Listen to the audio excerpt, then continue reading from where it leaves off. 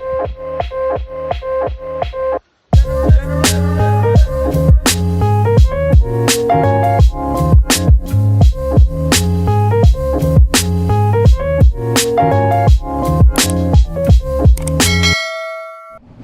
guys, thank you for coming back. Thank you for watching the previous videos, and don't forget to subscribe and please share with your friends. We're trying to grow the channel, and with your help it's possible. So thank you very much for coming back. Here is a video for my life in China. I will try my best to put this my life in China in one video, but I don't know if that's possible because it's such a big part of my life. It's so many things happen to me, and some of them I recall them and I laugh, and some of them I'm just like, oh my god. But yeah, so yeah, we'll see how it goes. And also it also depends on the response, if a part 2, or if you have any questions, and or if you plan to visit China, I'm happy to answer your questions, because it was such a big part of my life, and I still have a lot of friends that are still in China. So yeah, here we go. My life in China. I will put this in 4 parts. So usually the first question that I usually get asked when I tell people is like, yeah, I lived in China for 7, almost 8 years, and people ask why. I also don't know why, but people will be like, yeah, China, why? Oh my god, that long? You know, most people just expect to be there for like 2 years or 3 years, or after they do their studies and then they leave. And I wish I did that. I truly do, but I did not, and I still learned a lot. So I wish I did that, but I didn't do it, and I still, yeah, got a lot of things, positive and negative experiences. So yeah, so when people ask this question, why China, I tell you the easiest answer that I could give you is I got the opportunity and I left. I packed my bags and bought a one-way ticket and went and landed in China. And of course, when we talk about China, we are putting it all in one box, but it's such a huge place, and there's a lot, and there's so many people, and I mean so many people. So I was in China in the northeast part of it, the province called Liaoning province in Shenyang. So Liaoning province is it's a province in the northeast, like the biggest province in the northeast, and then Shenyang is the capital of Liaoning province. So in China, you have tiers, like first the most developed city, the second, the third, and all these. Shenyang was maybe like the third or fourth. I'm not sure. I have to look that up. So the easiest answer I could say was, well, I got the chance. But of course, there are lots of layers to that. I got the chance. It's also, you know, it's easier for people to travel to China to study. Easier in terms of it's easier to get accepted in a university. Getting a visa to go to China is not, you don't have to spend hundreds of dollars to do your visa.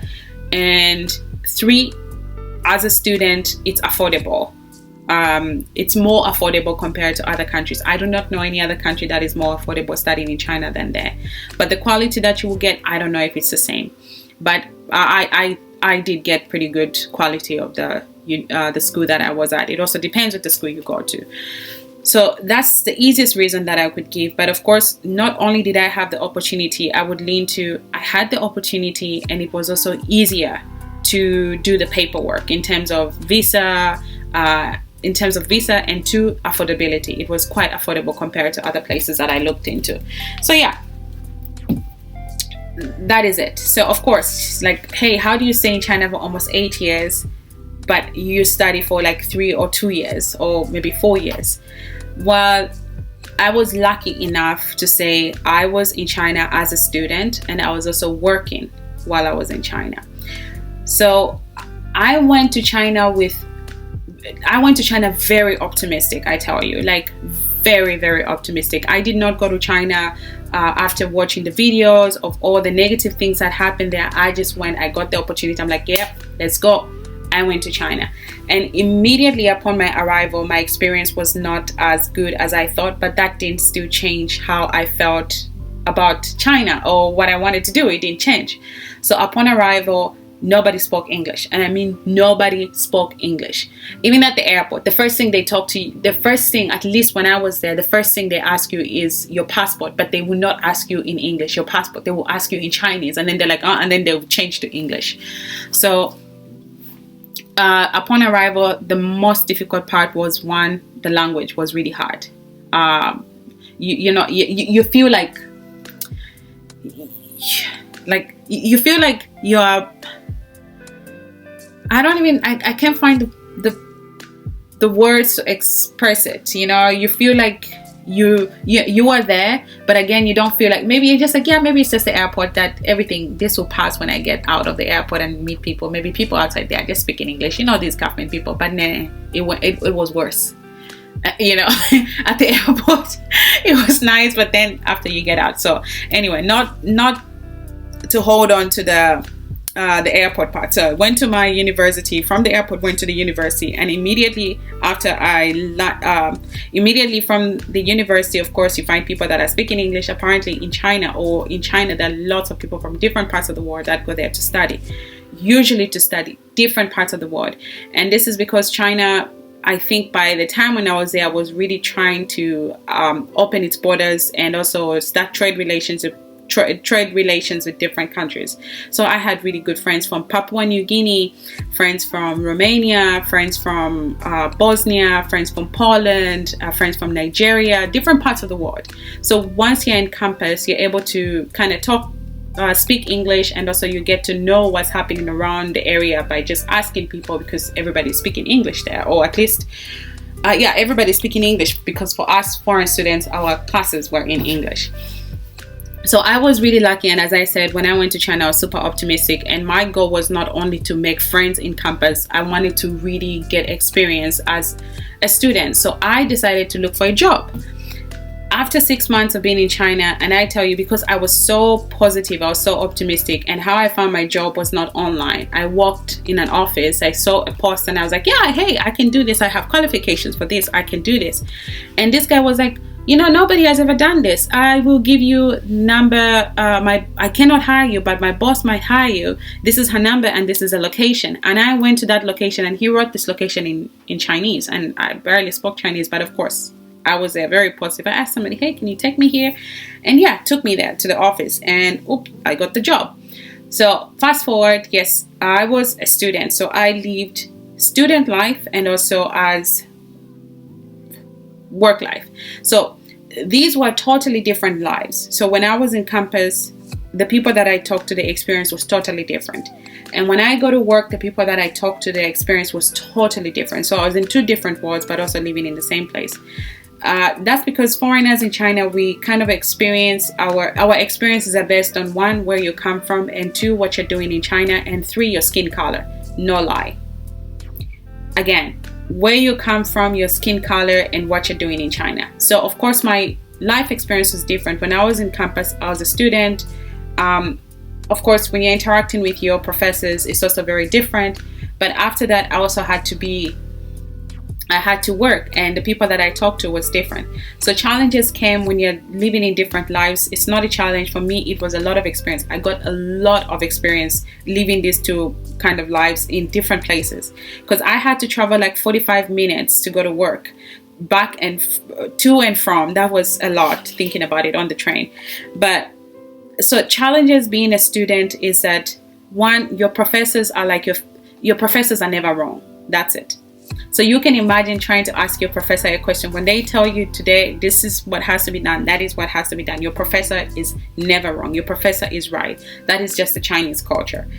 And challenges with work life came because of my skin color.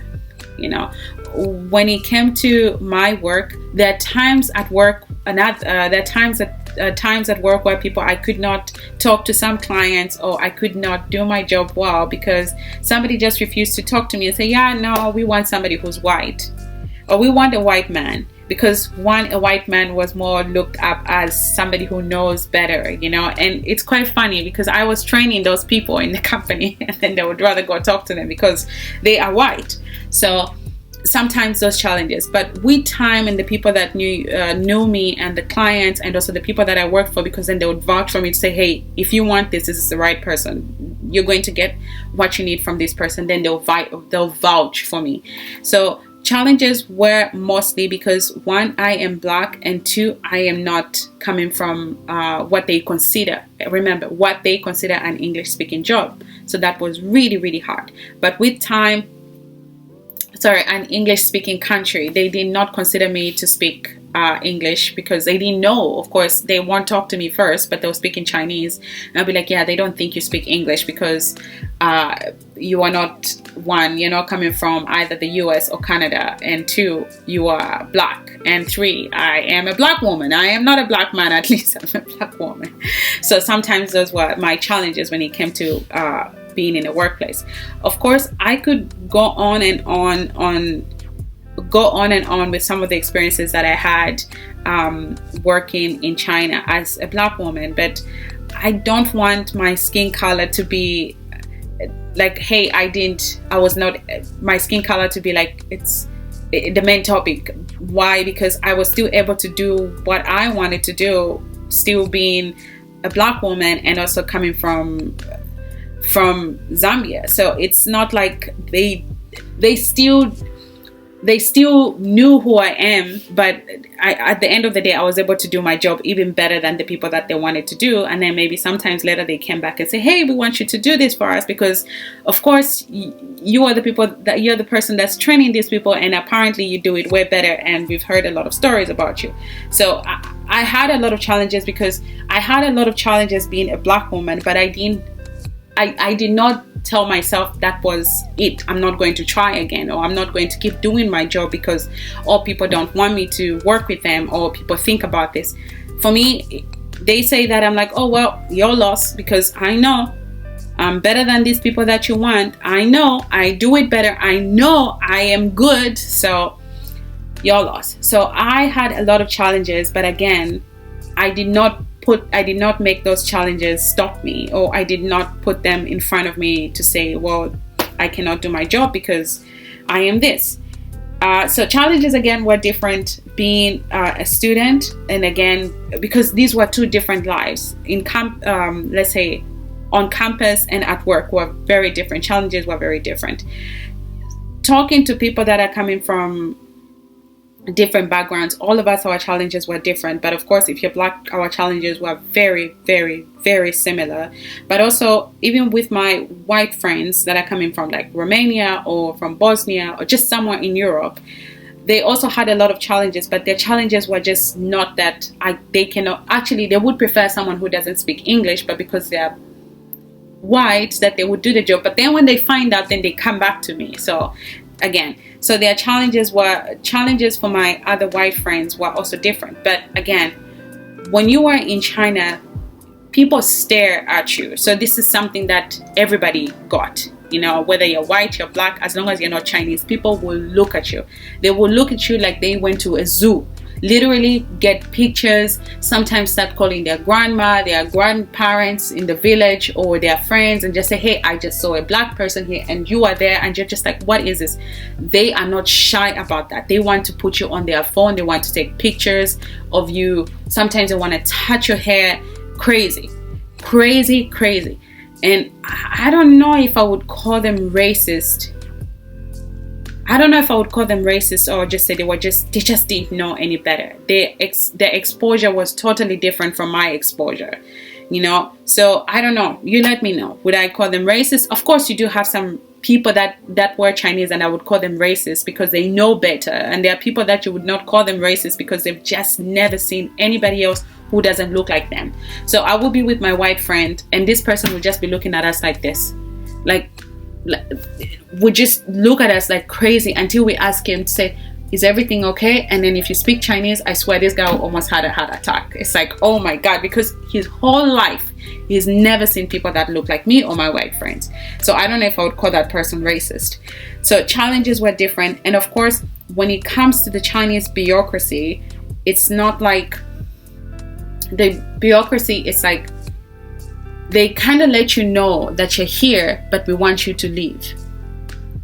So you are here at this period of time, but we want you to leave. We don't want you to stay. We don't want you to make this your home. So a lot of things were very difficult if you're not a Chinese person. And sometimes if anything goes wrong and you are a foreigner with a Chinese person, automatically you as a foreigner, you are wrong because you are not welcome. You are not supposed to be there. That's not your country. So it was really, really difficult. So many weird stories that happened to a lot of my friends. Some of them were deported. Some of them got in really, really like trouble. But of course, the point is that you're not Chinese, you're not welcome. Whether you're married to a Chinese person, but because you're not Chinese, you are not welcome. The goal is to make sure that at least you can leave. I hope things have changed by now, but that's just, let me know if things have changed or anything different in China. So talking about my work and also being a student and also these different challenges. Why did I leave China? Of course, I already knew when I was in China that at one point I have to go, but I didn't know what I wanted to do next. So I took my time to do research, and I did not want to make the same mistake that I made to say I'm just going to go to China. Of course, how I went to China, I would go to another country the same way because I am being positive. But again, more research is better because then that prepares you to what you're going to expect, that prepares you to the things that you will encounter before going to that country, and you're more prepared to it. Like when I left China to go to Germany, I was so much ready. I knew the problems that I will find there, and I knew how to go about it, but of course just from research. And also it's still very different when you're in that place. But I left China knowing that of course I have to leave. And now the question that I would ask myself is that, would I advise someone to go to China to leave as long as I did? Personally, honestly speaking, no, not as long as I did. But if you have lived in China for more than 8, 9, 10 years or that long, what's your experience like? Most of the people that I have talked to, we have the same stories. And usually when I ask people, would you advise someone to go there, to leave that long? No. But would you advise people to go to China and visit? Yes. Why not? Yes, please. Actually, I encourage it. And also, I think it's also different when you're a tourist, like you're moving from one place to another. But of course, it's nice to have that experience, of course. But to live there as long as I did, I have little cousins that would say, I want to go to China. I actually advise them to go to another country because one, I know that I missed out a lot of my career life, a lot of things, because I was just stuck in China. I felt like I was stuck in China. And also, I would say if it wasn't for COVID, I would have left earlier actually. But because of COVID, you know how COVID was. Nothing was working. Everything else was just on hold. Everything was on hold. Traveling to another country was so hard. So back to when I asked my little cousins, say, I want to go to China, I would say, you know what? If you have a chance to go to another country where, one, you're able to work freely, and two, you can find people that look like you or that just don't look like the people that are living in that place, that's well encouraged. Reason is, it really does a lot to you mentally as a person, because you start to question your identity. You start to question yourself. No matter how strong, no matter how you say, yeah, I can do this and all, you start to question it as a person. So I usually say I would encourage you to visit, but I wouldn't want you to go and live in China as long as I did. And then the next question is, would I go back to China? No. Unless somebody puts a gun to my head because I don't want to die, then I would go. But just to say I'm going to stay in China and live there, I think that would take a lot. Would I go back and visit? Yeah, I would definitely go back and visit in the next 10 years. Of course, I would visit. So is China a bad place? No, it isn't a bad place. Just different experiences. And of course, every country is different and countries change. People travel and, things become different. So I guess maybe if you go to another place in China, people are not staring at you anymore because now they know better, and now they have seen a lot of people that look like me or a lot of people that look like you. then maybe you could have that experience. Maybe things have changed, but to leave personally, for me, no. And I tell you, I made a lot of friends in China, but it took a while. But once you build that relationship with the few people that I did, they're really, really nice people, and they're ready to help you. They're ready to stop whatever they have to do to just help you. So that I appreciate about most of the people that I met in my Chinese friends.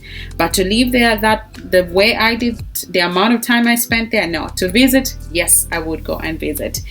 And yeah, there's so many stories that I had, so many encounters that I had in China. And yeah, if you have any questions about, or any stories that you'd like to, any questions, any stories, sometimes, the kind of things that I faced in China, where you just start to look at someone and just like, God bless you.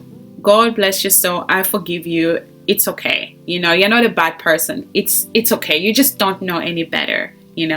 And you just like, yeah, that's it. I had a lot of positive experiences in China, and a lot of negative things that happened to me in China. That's why I would, share my story, and then you make your own decision if you want to visit China, or you want to go and study in China, or you want to work in China. There are so many, I don't know about now, there are so many jobs in China, and there's so many teaching jobs in China. And you have to know the place where you're going, which city, how big is the city, how small is the city, is it a town? To me, everywhere was a city, because it's so big and so many people. So yeah, let me know in the comment section what you want me to share, if we make a part 2, and anything else about China. But for now, thanks for watching, guys, and please don't forget to share, leave a comment. I want to know your experience, not only living in China, but in any country. If you had anything similar to, any experience similar to what I went through, positive experiences, negative experience, everything is welcome. And yeah, don't forget to share, don't forget to subscribe, and thanks for watching, guys. Thank you so much. Have a good day.